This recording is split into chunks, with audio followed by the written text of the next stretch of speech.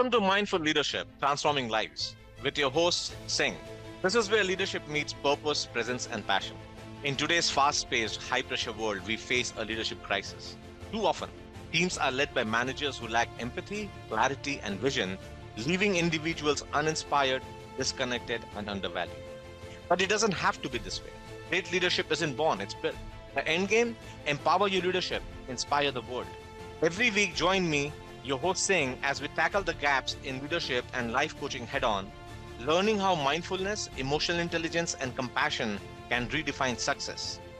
This isn't just another podcast, it's a mission to fill the void left by ineffective leadership. And it's not just about leadership in business. Life coaching for leaders and new executives is at heart of this journey. Ready to rise above the noise and lead with clarity, purpose, and impact? Join a global movement dedicated to reshaping the future of leadership, one mindful moment at a time. Let's begin. Welcome back to the Mindful Leadership Podcast on Transformation Network. This is a show where we turn stress into strategy, overthinking into clear thinking, and overwhelm into momentum. I'm your host, Singh, and I'm going to start today with a hard truth. So I hope you're ready. So here it is. Most of what you have been told about balance is a lie. Not a small lie, a big one. The kind that sells a lot of books and helps almost nobody. You know the picture: the calm leader, the tidy desk, equal time for work, rest, family, and dreams, all stacked on perfect little scale. I've looked for that leader for years. I have never found him. And I bet you haven't either. So today, we burn that picture down and we build something that actually holds when your week catches fire. So let me tell you about a leader I worked with about 2 years ago. I call her the SNE. She ran product at a fast growing company, 41-year-old, three people reporting to her, six big bets on her plate, and two of them on fire every single week. So in our first session, she said something I have never forgotten. She looked at me and said, Singh, everyone keeps telling to find a balance. But every time I try, it just feels like I'm picking the very thing I'm going to fail at this week. That is not balance. That is a mess with a yoga mat next to it. Now, I have thought about that line for 2 years because she was right. And she was naming the thing almost every leader I meet feels but never says out loud. The soft, dreamy balance from the magazines, well, it does not exist in the room. Not in the room you walk into on a Monday morning. What exists is pull, real pull from your team, from the board, from the customer, from the family you just left at 6:45 a.m. to make the 8 o'clock meeting. So here is what I want you to hear. The leaders who stay standing under that pull did not find any magic, but they built a small set of habits, five of them to be specific. Habits that keep them upright when the pull comes down from five directions at once. That is what I'm going to give you today. Not a dreamy kind of balance, the real kind. The kind that holds when the week gets ugly. And we call it balance, right? So the full word names the goal: building, alignment, leadership, awareness, collaboration, ethically. That's balance. But the work is five moves. Five letter you actually do: breath, assess, link, act, and nurture. Those five are the practice. Now, look at the last two letters, C and E, collaboration, ethically. Those are not extra. Those are the test. Without them, these five moves are just taking care of you. With them, they become how your whole team stays standing together. Hold on to that. We come back to it at the end. So, before the five moves, let me kill the myth for good. The myth: the most balanced leaders I have ever met do not look balanced. They look strong. They look load bearing. There is a difference. A balanced leader, the magazine kind, right, looks calm all the time. Same face every day. Equal time for everything. I'm telling you straight, that leader is a fantasy sold in airport bookstores. I have read about those leaders. I had never shaken their hand. The real leader I work with do not give equal time to everything. Should not. Some weeks, the launch eats the calendar and the family dinner moves to Sunday. Some weeks, a parent gets sick and the big offside gets pushed. They are not balanced like statue. They are balanced like a person riding a bike. And that is the whole secret. Think about riding a bike. You're never truly still. You're always making tiny moves. A little left, a little right, forward, back. Those tiny moves are what keep you up. If you try to sit perfectly still on a bike, you would fall over. Leading is the same way. Balance is not a still point. Balance is a steady stream of small fixes. I work with a founder. I call him Dave. Once he told me, saying, every time someone tells me to find balance, I want to ask them, balance between what and what? If you cannot name the two ends of the rope, you're balancing anything? You're not. You're just standing in the wind, hoping you don't fall. And he was absolutely right. So let me give you the five fixes that keep your bike upright when the road gets rough. Here we go. So the first move, breathe and begin. It sounds soft, but it is the most powerful one of all. So here's the problem: most weeks do not begin, they just keep going. You stop Friday at 6, you spend the weekend half thinking about Tuesday board prep. By Monday morning, you're already mid fight inside your own head before you walk in the door. So a week with no starting line has no shape. A week with no shape lets the loud stuff beat the important stuff every time. So put a starting line on your week: 10 minutes, even three, long enough to answer three simple questions before anyone asks you anything. One, what is this week really about? Two, what are the two or three things that, if they are done by Friday, will make this a good week?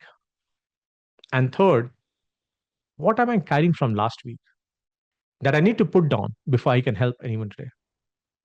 A chief operating officer I worked with, Alicia,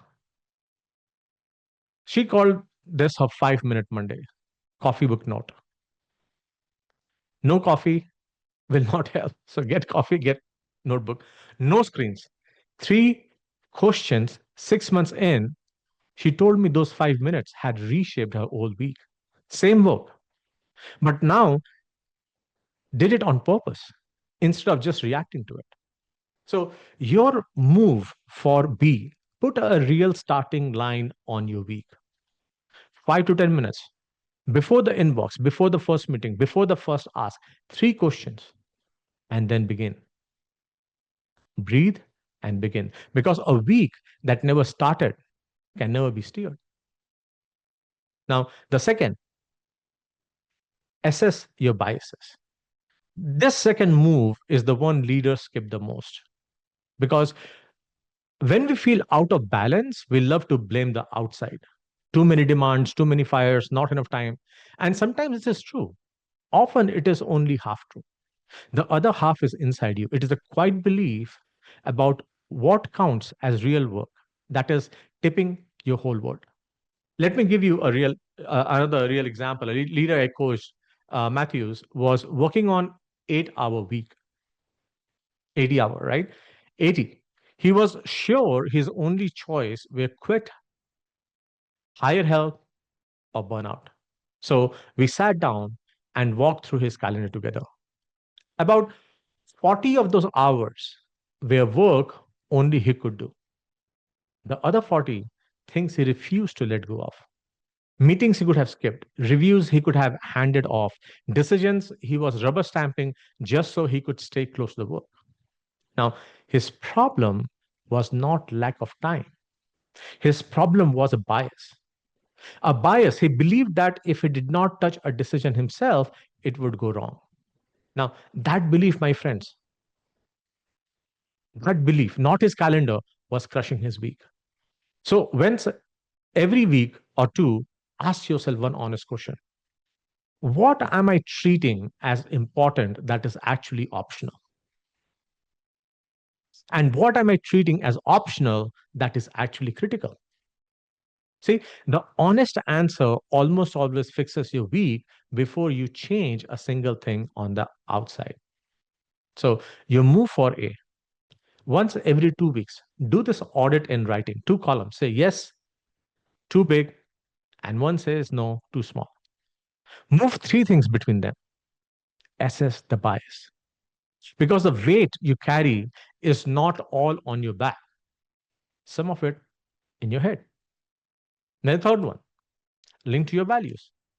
Now, this one turns balance from time management into real leadership. Pay attention here, okay? Your week can be tidy, calm, bias free, and still be aimed at wrong things. Balance without values, it just neat drifting. The cyclist is upright, sure, but they are riding away from where they wanted to go. So ask the question almost no leader asks out loud. Of all the things on my calendar this week, which ones match what I say I care about most? Now, when you answer honestly, it can sting because most leaders find their calendar has slowly drifted away from their values, not from not from some one big betrayal, but from 1,000 small yeses that each looked fine on their way on. Now, a leader I worked with, Imani, did this after a brutal quarter. For 3 years, she had said that growing her people was the most important part of her job. So we looked at her calendar and did the audit. She had not had a real one on one with two of them in 11 weeks. Not because she stopped caring, not at all, because the loud stuff quietly ate the one thing she said was the work. So she rebuilt her month around her values. Three things made the cut and became unmovable. The one on ones came back. The fires kept coming, sure, but the fire stopped eating the real work. So you move for L, take your 3 or 4 leadership values, lay them over next week or 2 weeks calendar. Where is the time? If a value cannot find time on your calendar, then in real life, it is not a value yet. It is just a wish. So link to your values, make your calendar tell the truth about what you actually lead by. Now, the fourth one is acting mindfully. So take the inside work and make it visible. Because here's the catch: you can be calm, you can be bias free, and value aligned inside your own head, but still create chaos in the room, right? So the inside work is needed, it is not enough. The act has to land where people can see it. The act To act mindfully is to take the fixes you made on the inside, the starting line, the bias audit, the values, and then turn them, turn them into moves your team can actually walk. How you open the meeting, how you take bad news, how you give a fast yes or a thoughtful no, how you push back when someone drops the 11th top priority of the quarter on the table. So a leader I coached recently did beautiful inside work, clean Monday routine, honest bias audit, calendar built around values, and his team still said, "Is there feedback?" That he was reactive and hard to read. Why? Because none of his inside work showed up on the outside. He had not changed how he opened the meetings. He had not changed how he answered with a director brought him problem. The inside had moved, the outside had not caught up. So we picked 3 small outside moves. One, open every leadership meeting by saying in one sentence what he wanted the team to focus on that week. When his directors brought problem, ask one question first. What do you want from me here? A decision, a sounding board, or a thinking partner? And when someone pitched a new priority, ask which of the three top things this quarter does this breaks? And 6 weeks later, the feedback read completely different. Same leader, same inside work, different outside move. So your move for A, pick two or three outside acts that show your inside balance. Things your team can feel. Do them on purpose this week. Act mindfully because your team cannot read your mind. They can only read your moves. And then the fifth one is to nurture the outcome. Now, this fifth one is the one that keeps the whole thing aligned. Without it, everything you just built falls apart the first hard week. So here is the pattern I see over and over again. A leader does all four moves for a week, 2 weeks, 3 weeks, then a big fire hits. The practice bakes.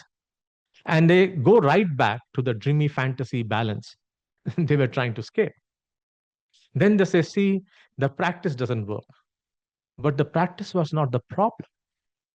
The lack of a system around the practice was the problem. So, nurturing the outcome means building a small check into your week, a check that keeps the practice alive even when the week goes sideways.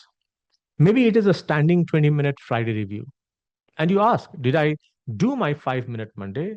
Did my values get time? Did my outside acts happen? Where did I drift? Maybe it is a monthly call with a peer or a coach where you can say out loud what worked and what did not. Maybe it is a check every few months where if the practice has stopped fitting the season, you adjust instead of dumping it. Uh, Nadia, another leader I worked with, started 15-minute walk every Friday afternoon. Just her, a notebook and three questions about the week. The walk became sacred. 2 years in, she told me that walk had carried her through two reorganizations, a divorce, and a hard fundraise.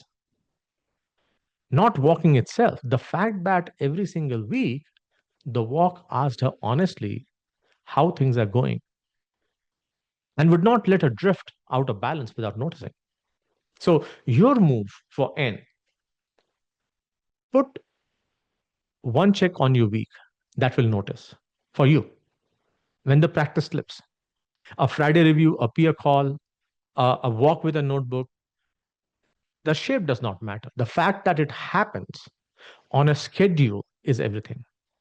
So, nurture the outcome because balance, like every leadership skill, dies in private and survives in structure. So, before we put to work, let me hand you the whole thing in one breath because if you can't say it simply, you won't use it on a hard day. So, here's a clean and tight. B is breath and begin. Put a starting line on the week because a week does not have a starting line, does not exist, and the work will run you. A is assess your bias. Some of the weight is not on your back, it is on your head. So it is an internal work to find out what biases you are carrying. L is link your values. If you have a value and the value cannot find time on the calendar, it is just a wish, not a value. So the values that you have, three, four, five, whatever it is, put that in writing and put that on your calendar so it gets time on your calendar. A, act mindfully. Now, your team cannot read your mind, but I promise your team, just like your kids, they read your moves, every move that you do. When you are in pressure, when you are not in balance, when you react to the fire coming to you. And those moves matter. So move on purpose. N is nurture the outcome. Build one check that catches you when you drift because balance dies in private. And wrapped around all five, the C&E, collaboration and ethically. So you're not balancing alone, you're balancing with your team and not at their expense or at your expense. That is the whole framework. Five moves, two guardrails, one bike, staying upright on a rough road. Now, let's put it to work on your actual week. So, pause the podcast if you need to. Bring next week to mind, the real one, the real meetings, the real fires, the real demands. Now, run it through the five moves with me. Breathe and begin. What is the 5 to 10 minute starting line you will put on Monday morning? Where on the calendar does it live? Put it there right now if you can. Now, assess the bias. Of the things filling next week, which one is too big? Which one is too small? Move at least one thing between the columns. Link your values. What are the two or three values you most want next week to reflect? Can you find them on calendar? If you cannot find them on your calendar, put them there. Even if something else has to move, put your values back on the calendar and then act mindfully. What is one outside act, one thing that your team will see that shows your inside balance? Because one one thing is doing the internal work, but if you cannot externalize it, it does not exist. So the question is, when in the week will it happen? And then nurture the outcome. When on Friday will you take 15 minutes to ask honestly how the week went? Where exactly does it live on the calendar? 15 minutes of planning, 1 week. The whole framework, use it for real. Now, there are three trapdoors. With everything that I share, I also share what to look for. Trap one, treating balance as a finish line. This is very common. Balance is not a place you arrive, it is a continuous stream of small fixes. If you're waiting for the calm week so you can finally start, you will wait forever. See, the week never calms down, you start inside. So you have to start inside the week you have. Second trap, handing your balance to an app. No tool with balance, your week for you. Tools help. The work is still yours. If you find yourself shopping for a shiny new productivity system every 6 months, be honest.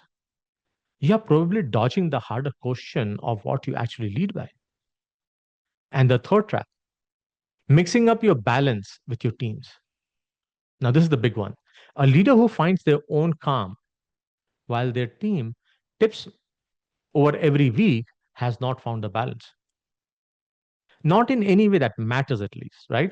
That is what the C and E are for collaboration ethically, right? So if your balance costs your team theirs, you have not finished the work.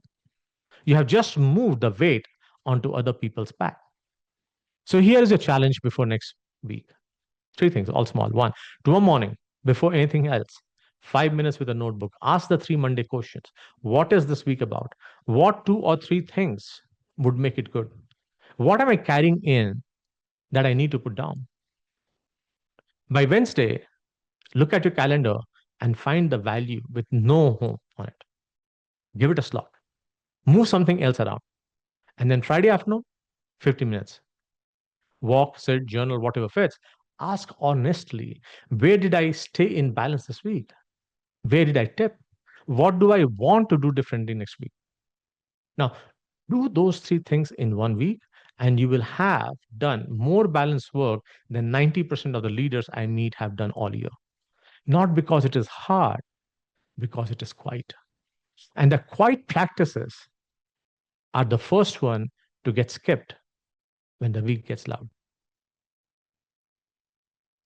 So here is where I want to leave you. The leaders who hold steady year after year under the kind of pressure that breaks most people did not find some calm, perfect life the rest of us are missing. They built five small habits into the way they run the week.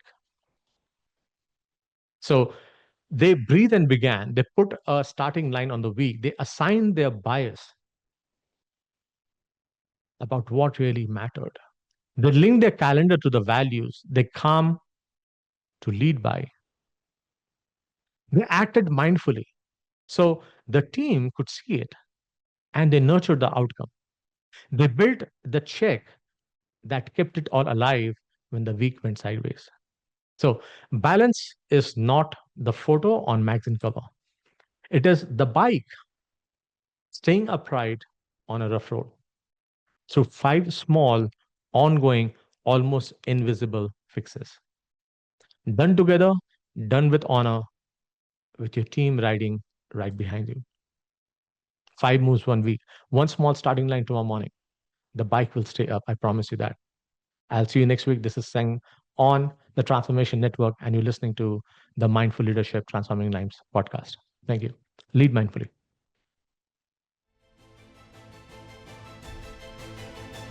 Thank you for watching Mindful Leadership Transforming Lives.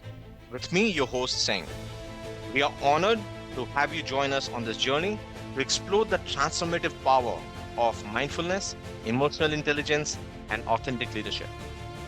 Tune in every week on transformationtalkradio.com at noon Pacific on Tuesdays, where we will continue to explore how mindful leadership can create a ripple effect of positive changes in your life and lives of those you influence. This show is dedicated to helping you lead with purpose, presence, and passion. Whether you're navigating the complexities of business, building strong connection with your team, or striving to make a meaningful impact in the world around you. To learn more about the show, access additional resources, or dive deeper, visit singhpowerupcoach.com. Remember, leadership isn't just about what you do, it's about who you are. Let's continue to transform lives together, one mindful moment at a time. See you next week.